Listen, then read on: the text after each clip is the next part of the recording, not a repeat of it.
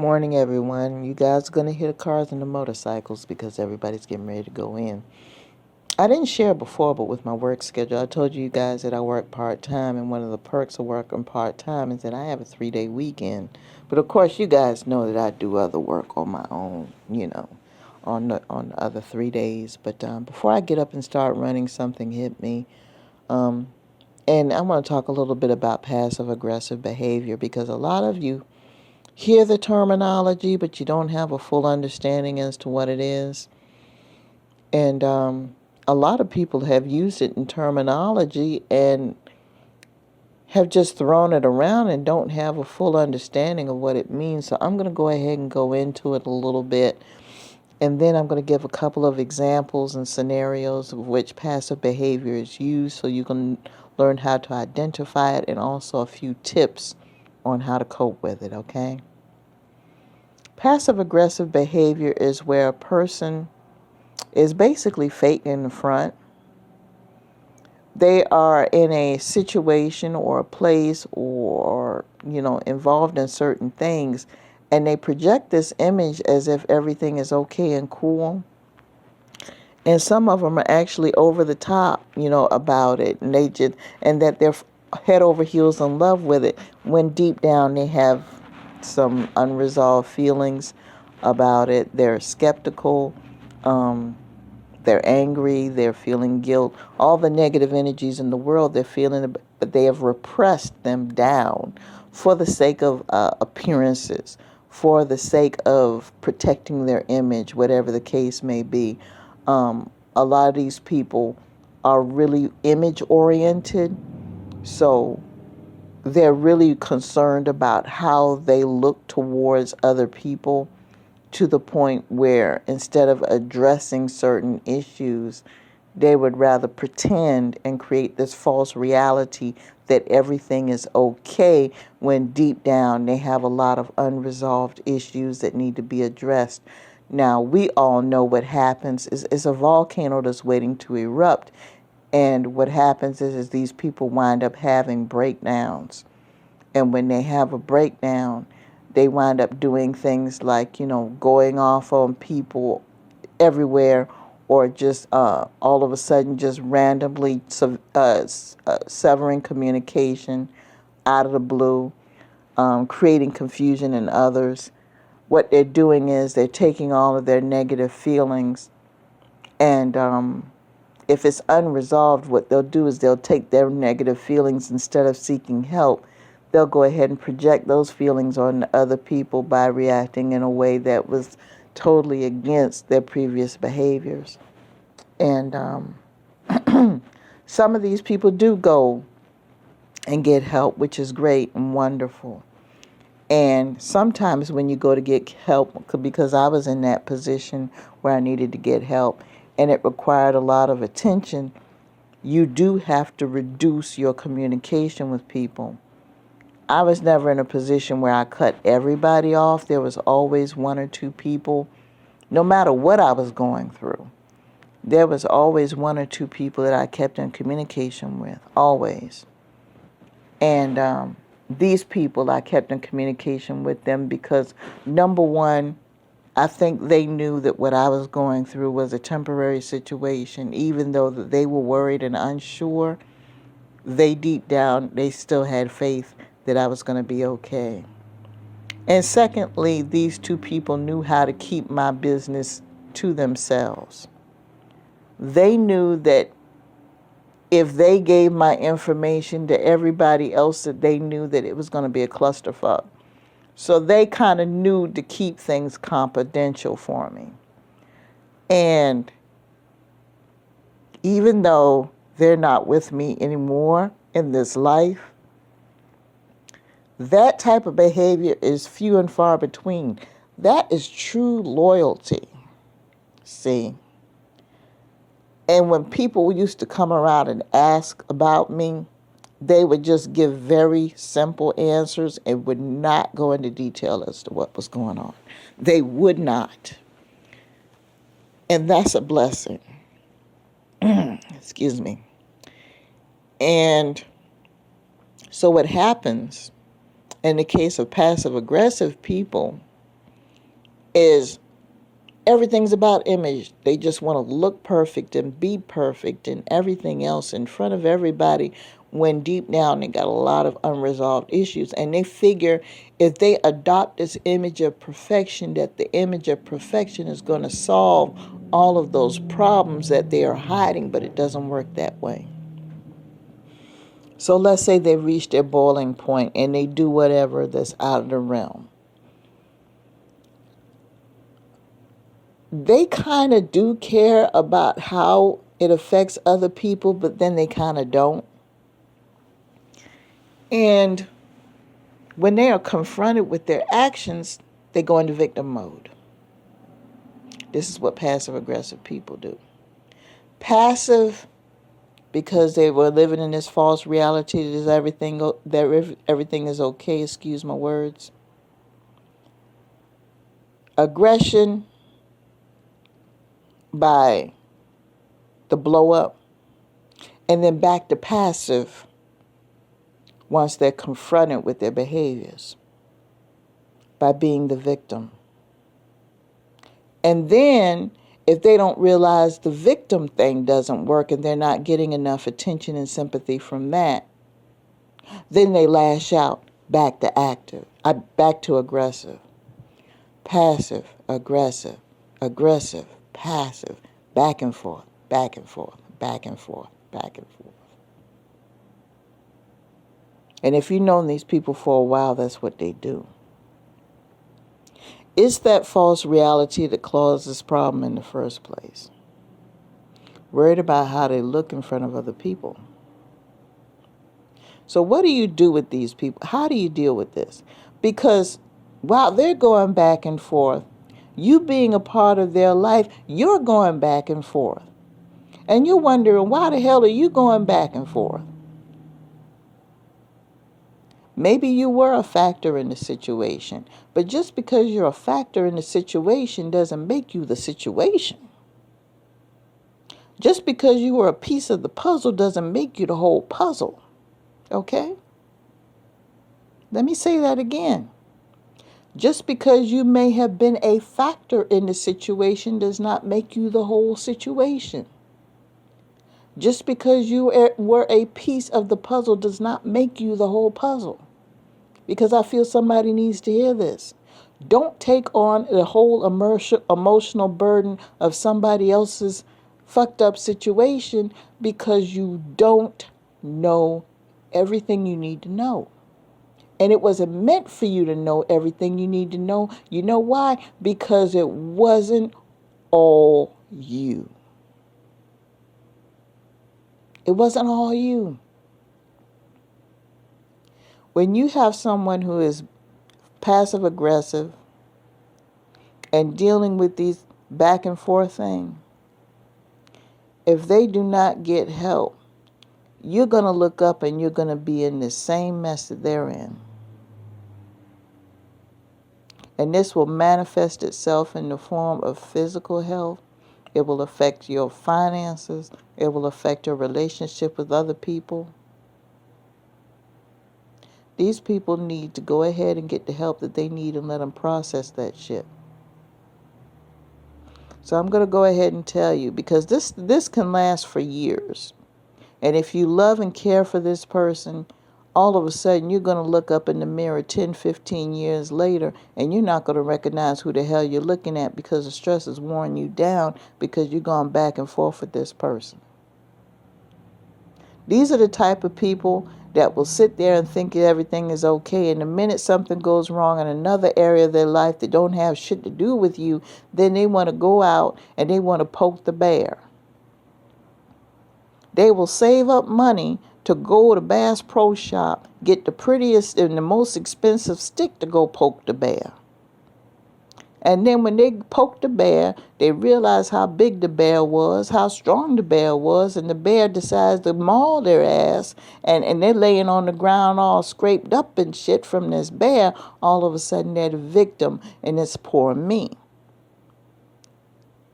Okay? Passive. Pretending everything is okay. Aggressive. Repressed feelings blow up, so they go and get a stick and decide to poke the bear. Go poke the bear. The bear's a little bit bigger and stronger. Broke the stick and whooped your ass. All of a sudden, I'm the victim. Passive. And they may do it for a long period of time, trying to get all the sympathy and everything from everybody, boo-hooing, crying from everybody. Now, you don't went and poked the damn bear, got your ass whipped, and you want to go, you sitting up in the hospital, bunged up crying. What the hell you doing going around poking bears? But you thought what you could do is you felt if you could express yourself the way you express yourself, you got to be careful how you come at people when you got shit on your mind. Because you don't know where that person has come from, and that might be a trigger for them. And if they turn around and clap back at you, and you all of a sudden you the victim, you don't went back to passive. So here you are, boo-hoo crying and everything else, and you're passive. And then after a while, when you don't have the audience that you want, then you go back to being aggressive and want to attack everybody because you didn't receive the attention that you wanted as a victim. Passive, aggressive, passive, aggressive. Y'all hear the cycle? Do you know how much time that takes? And if you've been privy to the situation, all of a sudden you done got drug into it trying to fix something that's broken that you can't even fix. You don't even understand why. All of a sudden you look up and stuff that you should be taking care of, you can't take care of because you don't throw your energy into this. All of a sudden you're involved with people that you weren't involved with before, that you don't know anything about. Trying to help this passive aggressive person go through what they went through. Let them go to therapy and deal with that shit by themselves. Fall back. And I know y'all don't want to hear this, but there are some parents right now, there are some spouses right now, there are some co-workers right now, there are some church members right now that's got that one person in their life that is passive aggressive, have been for years, and every time something goes down with them, that person is moving everything around in their life to try to fix shit just so this can go on over and over and over again. There is no stability in these people. None. Been there, done that. I can speak on this. And the only way that this is going to go away is that they have to seek help. So the way to do it is number one, if it's a situation where it's an issue with you or your situation, first of all, acknowledge the fact that you understand what they're going through. Because that's part of the problem why they feel what they feel. Acknowledge it. Number two, tell them, I'm going to give you the time and space that you need to process it. And it's crucial that you say that, because if you don't say that, if you don't let them know that you're going to give them room to handle it themselves, they will not have the mindset that to handle it themselves. They're going to assume that you're going to be that fallback type person. You need to let them know that they need to do some work. That's your way of letting them know, okay, you feel the way you feel, that's fine. So I'm going to give you the space and time that you need to do your work. In other words, I ain't chasing behind your ass. It's establishing that they need to be held accountable. Okay? And the third thing, don't be angry about it. Most of us have already gone through this. So the best thing that you can do, this is a classic case where you have to love from a distance. Pray for them. Keep them prayed up. Keep them lifted up spiritually. But leave them the hell alone to process it. I'm telling you. If they are receiving any type of professional help and they tell you they need space and time, give it to them. It doesn't matter what they say. It doesn't matter what they do. Because I'm going to tell you, a lot of you deep down, including myself, have already known in the beginning something wasn't right. Because everything was too damn perfect and too easy in the beginning. Some of y'all already knew. But you didn't want to acknowledge that. So when shit went down the way it did, a lot of you weren't that affected because you were already suspicious that it was coming. The only thing that you're taken aback by is the timing. But you kind of already knew. See, this is where spirit comes in. You pay attention to the signs. You pay attention to the behaviors. You listen to when spirit talks to you. You have this inkling every time you're in contact with this person that something is off. So this in turn is actually turned into a blessing. But yes, passive-aggressive people can suck up all your time in your life if you're not careful. You got to pay a close attention to people's behaviors. All of a sudden you look up and it's years later. And the last thing that you need to do, if it's a situation where it's a misunderstanding or something going on between you and that person, and they've expressed themselves, let it be that one time. Let it be that one time, because I'm going to tell you what a passive-aggressive person does. If they turn around and they blow up at you and confront you about something and you take it calmly and you accept and acknowledge, for some people, they're so maladjusted in the mind, they think that it's okay to do that shit all the time at you. Because their thinking is off. Oh, she was really cool about that. Oh, okay, well, I can go off anytime I want to. No. They're in a bad headspace. So all they're going to get is that one time, say what they have to say, and that's it. When you come for number 2, and you get that spiritual ass whipping, it's on you. Okay? This is a classic situation where you got to let go and let God. One thing I don't do is I don't chase after people who tell me to leave them alone. I don't.